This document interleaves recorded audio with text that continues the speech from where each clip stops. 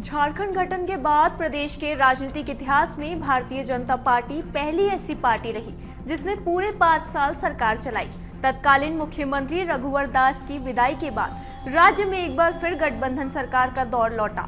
ताजा घटनाक्रम में चंपई सोरेन का आहत होना चर्चा में है। सत्ताधारी दल झारखंड मुक्ति मोर्चा जेएमएम के आंतरिक टकराव के बीच अब सबकी नजरें भाजपा पर टिकी हैं। नमस्कार, मैं पंकज श्रीवास्तव और आप देख रहे हैं अमर उजाला।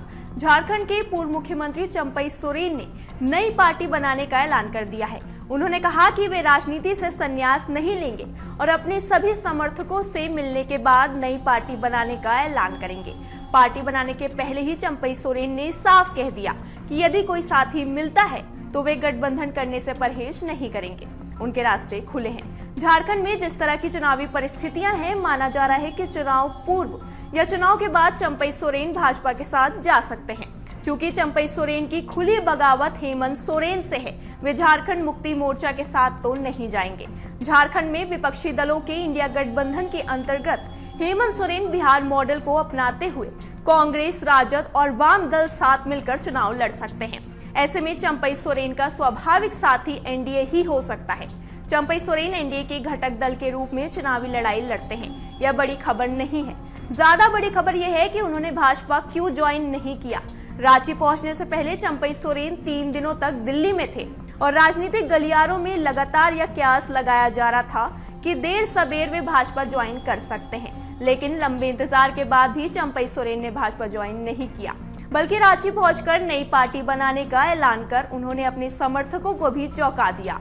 दरअसल झारखंड विधानसभा चुनाव में भाजपा का पूरा दांव हेमंत सोरेन सरकार में हुए कथित भ्रष्टाचार पर है। वह इसे पुरजोर तरीके से उठा रही है। लेकिन जैसे ही चंपई सोरेन के भाजपा ज्वाइन करने की खबरें मीडिया में चलने लगी थी, हेमंत सोरेन यह कहते हुए भाजपा पर हमलावर हो गए थे कि भाजपा दूसरी पार्टियों को तोड़ने का काम करती है।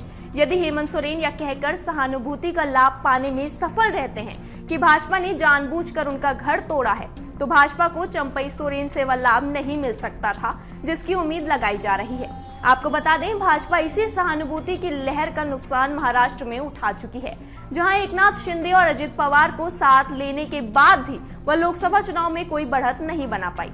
शरद पवार और उद्धव ठाकरे ने न केवल अपनी जमीनी पकड़ बरकरार रखी, बल्कि अपनी सांसदों को जिताने में भी सफलता हासिल की। माना जाता है कि शरद पवार और उद्धव ठाकरे को मिली सफलता के पीछे सहानुभूति का फैक्टर ही सबसे अधिक जिम्मेदार रहा है। ऐसे में भाजपा झारखंड में भी महाराष्ट्र मॉडल विकसित नहीं होने देना चाहती थी। माना जा रहा है कि यह देखते हुए ही एक सहमति के अंतर्गत चंपई सोरेन को बाहर रहकर हेमंत सोरेन का वोट काटने का काम सौंप दिया गया है। राजनीतिक विश्लेषक कुमार संजय ने अमर उजाला से कहा कि चंपई सोरेन झारखंड के सबसे बड़े आदिवासी समुदाय के प्रभावी नेता के तौर पर जाने जाते हैं। वे हेमंत सोरेन के पिता के साथ ही रहे हैं और आंदोलन के दिनों से ही उन्हें झारखंड के संघर्ष करने वाले नेता के तौर पर देखा जाता है। यही कारण है कि हेमंत सोरेन को भी इस बात का एहसास है कि चंपई सोरेन उनका बड़ा नुकसान कर सकते हैं। उन्होंने कहा कि बिहार की तरह झारखंड में भी भाजपा को नया जीतन राम मांझी मिल गया है। आदिवासी मतदाताओं के बीच दो फाड़ कर वे भाजपा की जीत की राह आसान कर सकते हैं। क्योंकि पिछले लोकसभा चुनाव में भाजपा की आदिवासी मतदाताओं, अनुसूचित जाति के मतदाताओं पर भाजपा की पकड़ ढीली पड़ गई थी।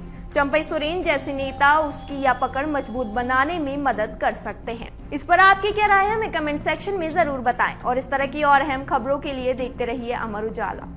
अगर आप ये वीडियो YouTube पर देख रहे हैं तो हमारे चैनल को सब्सक्राइब करें और बेल आइकन को दबाना ना भूलें। अगर आप Facebook पर ये वीडियो देख रहे हैं तो हमारे पेज को लाइक करें।